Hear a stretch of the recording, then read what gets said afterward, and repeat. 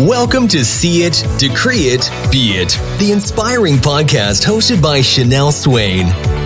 Join us on a journey of inspiration and transformation as we celebrate the power of resiliency.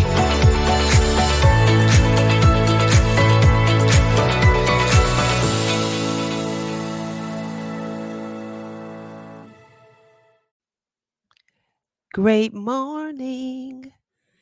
I hope you had a wonderful weekend. I hope you are well rested and ready to manifest your blessing this week.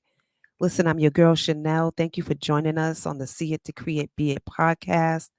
I was a little under the weather last week, so I didn't have the opportunity to record, but I'm so glad to be back with you. And listen, today we have a very important conversation. It's about domestic violence. October is National Domestic Violence Awareness Month. And I really want to take this time to have a conversation about domestic violence. And first, let me start by saying if you or someone you know is in immediate danger, please call 911. There are also some numbers that I want to share with you. I'll share with you in a few minutes. But I also want to just say this. You are worth peace. You are worthy of having a peaceful life. No one deserves to be abused. You are no one's property. No one can own you. You are your own person, and you have a right to feel safe. You have a right to not be abused. There's a national domestic violence hotline number, which is 1-800-799-SAFE. And you have a right to feel safe at all times. So today, I'm the special guest. I'm actually going to share a little bit about my own personal experience. As a teenager, I was abused. I was in a very abusive relationship that went on for many years. And really, I was in a space where I loved that person more than I loved myself. And it really did a lot of damage to me. The identity I formed out of that abusive relationship caused me to make a lot of really bad decisions.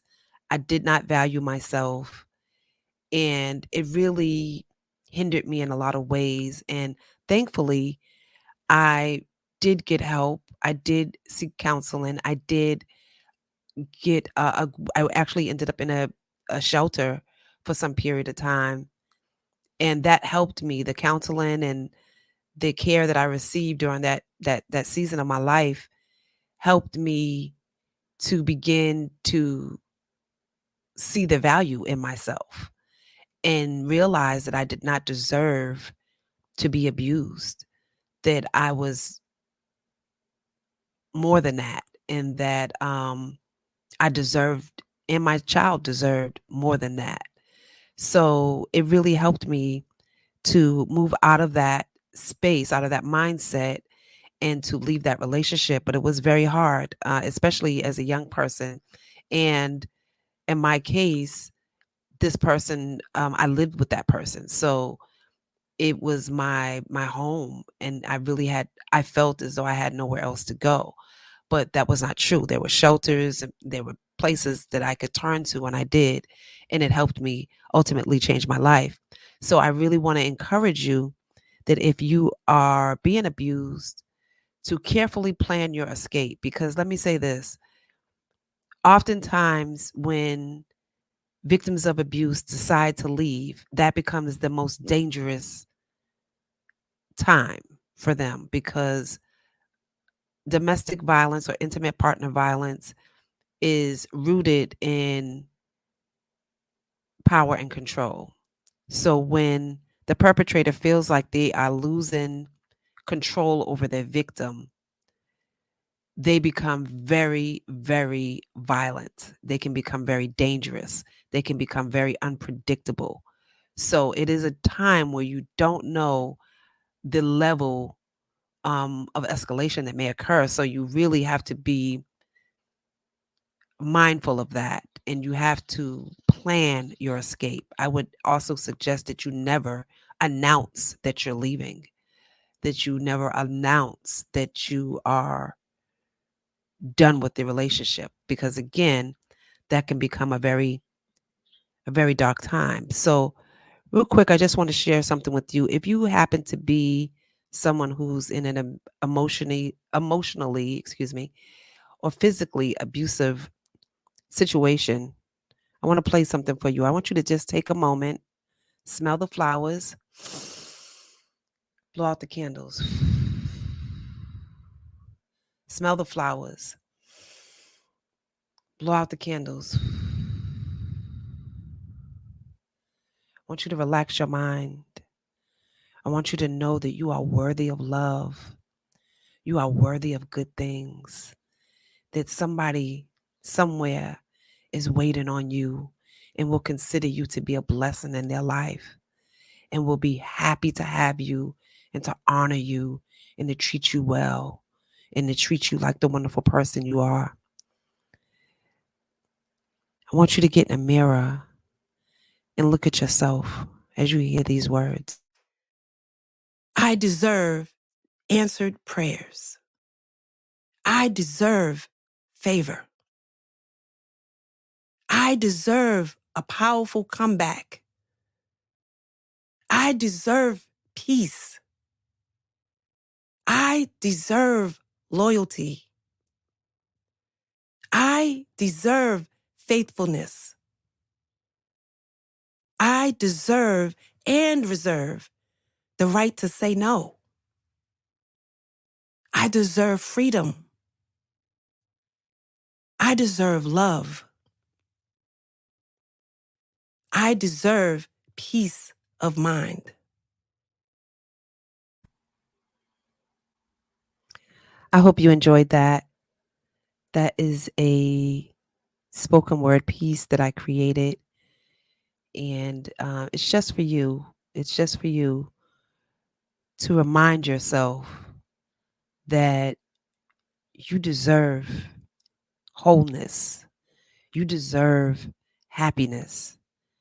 You deserve an abuse free life. And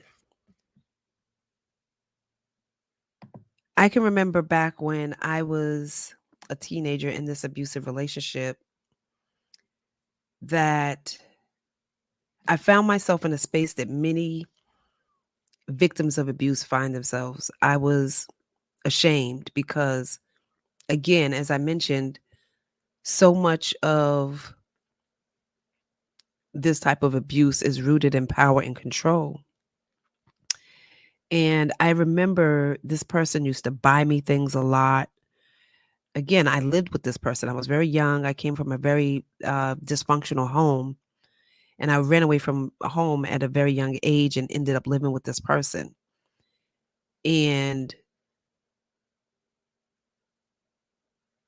that was a big part of the control this person had over me, because that was the only place I had to go. And that, he knew that. And so he wasn't initially abusive, but in retrospect, when I look back, there was a lot of emotional abuse. There was a lot of doing disrespectful things and me tolerating it because I had no place to go, and he knew that. And that emotional abuse went on for years before it became physical. But again, I realize now that there was a lot of manipulation with regards to buying me things. So he would buy me things a lot and really appear to be this good guy. And I believe everybody has good in them. He just was a good person that did bad things. But would buy me things a lot. And what I realized about the power and control game is that when abusers buy you things in an attempt to earn your trust, your loyalty, and your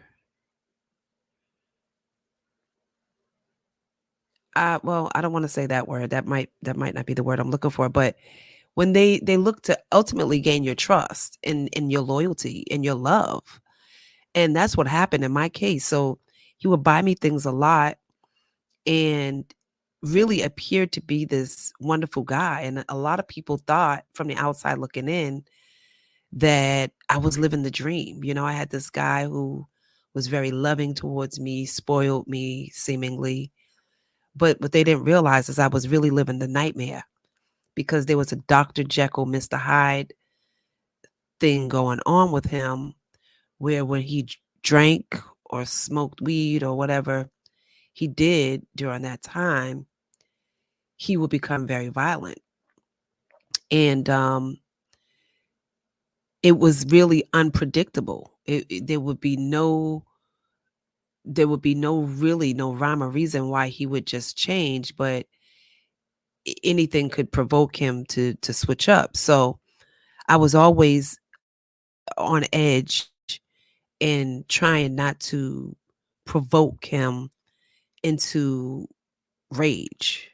I was always on edge trying not to provoke him, to do something or to escalate him in any way. So I just remember that there was a time when it got so dangerous that he actually pulled a gun out on me and threatened me with it.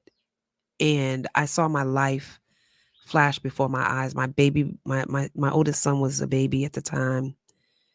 He may have just been walking, and I just remember thinking, this man is going to kill me, or I'm going to kill him, because I was that scared. It had reached a point where I was so scared that I was really in my mind plotting on what I could do to get rid of this guy and get him out of my life. And it just so happened to be that he got in trouble with the law for something else, not even for what he was doing to me. But and he ended up getting some jail time. And for me, that was my saving grace. That was my exit strategy. That was my time to get free. And I did and never looked back. But it was a leading up to that time was a very stressful time because it seemed like I couldn't escape this person. He, would move on and have other girlfriends, and I would be like, good, because that's my escape. But he would still come back and intimidate me and bully me. He would have somebody and still come back and bully me. And it was just very, very stressful. It was very scary. And it was a very dark time. And for years after that, I thought leaving that relationship, I was, better. Of course, I was better um, physically, but emotionally, I was. There were a lot. Today's episode is sponsored by End Child Molestation Inc., a 501c3 nonprofit organization whose mission is to combat child sexual abuse through education and empowerment. A lot of things to come that I did not anticipate, that I was not aware of. The psychological and emotional trauma had really done a great deal of harm to me. I was depressed. I was fearful a lot. I developed anxiety, and it made me very leery of men in relationships. So for a long time, it was very hard for me to get close to anyone because I didn't fully trust. And again, the therapy helped me a lot, helped me a great deal. And I feel very fortunate to have made it out with my life. I know of stories where women did not make it out with their life. They were maybe shot or in some cases killed by their partners. It happens every day to this day. And that's the reason why I'm speaking out about it now. For many years, I've been advocating against domestic violence. I have donated a lot of my time to supporting women in these types of situations. And today, I just want to talk with you about the dangers of staying in that type of relationship. One thing about domestic violence, when you are being abused, the shame associated with it. I know for myself, I was so embarrassed because, like I said, for many years, he was not physically abusive. There was emotional abuse, but I didn't even understand that to be abuse. And so for many years, I would make excuses for his bad behavior. I would always find a reason to justify why he went into this other personality. I would always, find a reason to excuse that behavior. And that empowered him even more, you know? And I was so embarrassed by that, particularly because I've always been a pretty outspoken person. And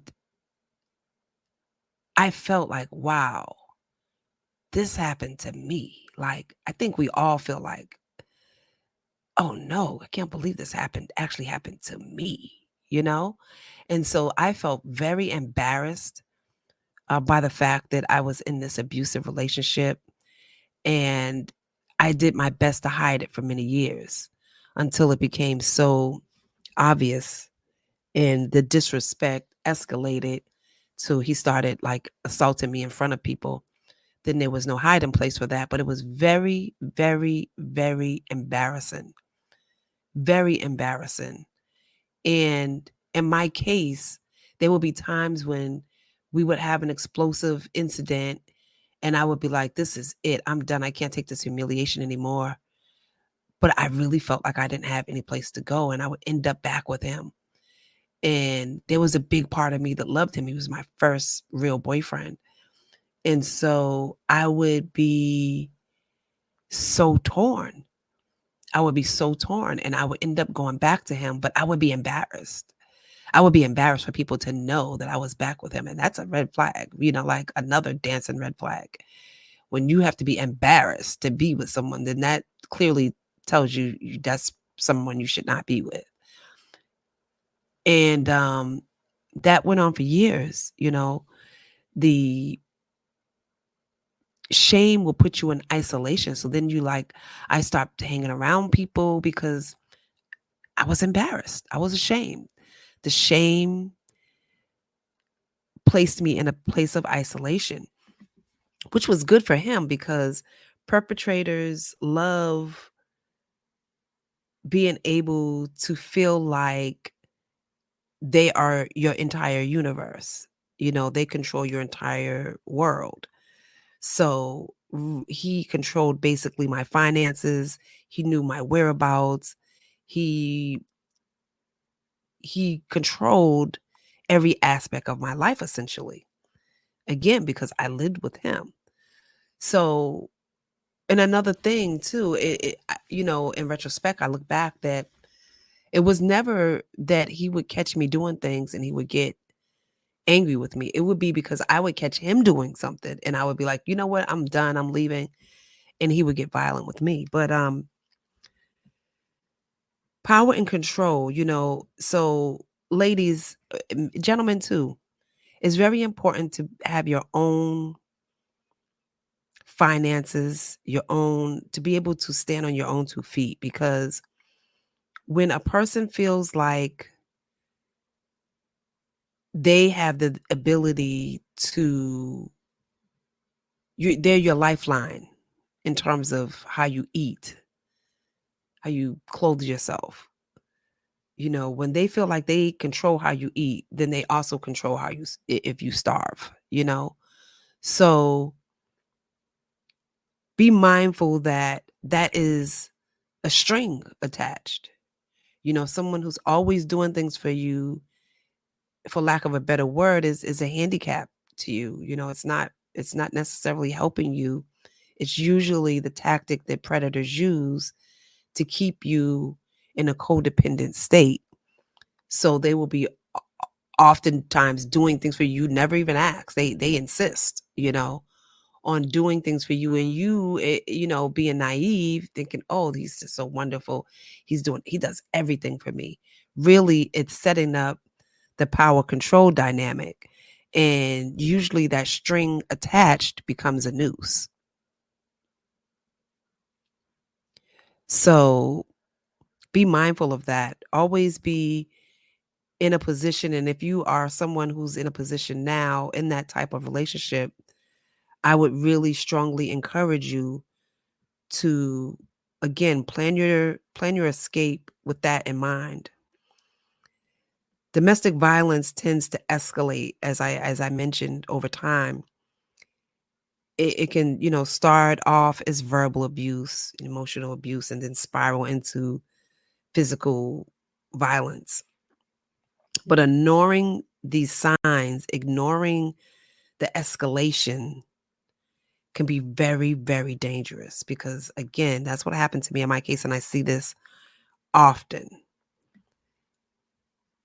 And I'd also say that there's a huge impact on children living in homes with domestic violence and witnessing that type of abuse, which was really one of the primary reasons I gained the strength to leave my abuser, because like I said, at the time, my little one was probably 1, maybe almost 2, and I just remember thinking, I don't want him seeing this. I don't want him seeing this. And so I got out of that. And I really, really encourage you to do the same, to take your life back, that there's so much more life to live. Listen, you will love again, and you will love somebody who loves you enough to not abuse you. Real love does not want to damage you. Real love does not want to break you down. They want to actually build you up. And that's one of the biggest things I learned. I can remember one time, this was another really defining moment for me that I can recall. This person has a big family, and one of his cousins was in a relationship, and the guy abused her. And he went after the guy. He was very angry and went after the guy. And I remember saying to him, so why did you go after him? And he said, because he hit my cousin. He was very angry. And I said, oh, so your cousin is important enough to not be abused. You don't feel she should be abused, but you abuse me. So I'm nobody. I don't count. I don't matter. And just thinking of that just enraged me. And it's unfortunate. It's unfortunate that there are a lot of people who actually see other human beings as their property because they bought you something, or because you live with them, or they think they actually have the right to dictate your life and control you as a person. And when they feel like they're losing that control, again, they can become very, very dangerous. So I just want to say to you, if you are in an abusive situation, think about the things that I just talked about: the emotional and psychological trauma, the isolation, the emotional control, the impact it will have on your kids, the escalation, you know, and just think about all of those things, and know that there is support out here for you. There are resources out here for you. Back when I was going through my experience, there were shelters in place, but I believe today there are many, many more outlets. Many, many more outlets. There are a lot of support groups. There are a lot of mental health online access too that you can access online. There are a lot of support resources and legal reforms that you can tap into that will educate you and empower you to seek help and rebuild your life. Rebuilding your life will require you to rebuild your self-esteem as well, because there will be so many things that you just don't think about in that moment that will affect you years down the road. But I just want to say to you, as somebody who has had to have the courage to take my life back, you got this. You can do this. You are built for this. And somebody is waiting on you. Somebody is waiting to love you. Somebody is waiting to have somebody like you in their lives. So get the courage up to love yourself more than you love your abuser. Love your whole, happy, fulfilled self more than you love your abuser. You deserve more. You are more than a conqueror. And I want you to see it, decree it, and be it. Have a blessed day.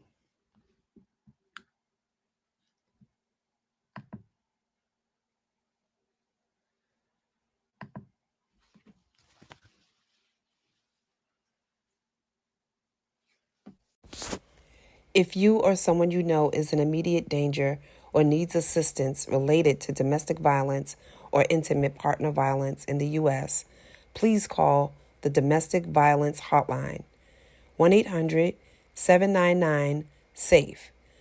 The hotline is available 24/7 and provides confidential support, information, and resources for those affected by domestic violence. They can offer assistance, safety planning, and guidance on how to access local resources and shelters if needed. Remember, you are not alone, and help is available. You are more than a conqueror. See it, decree it, be it.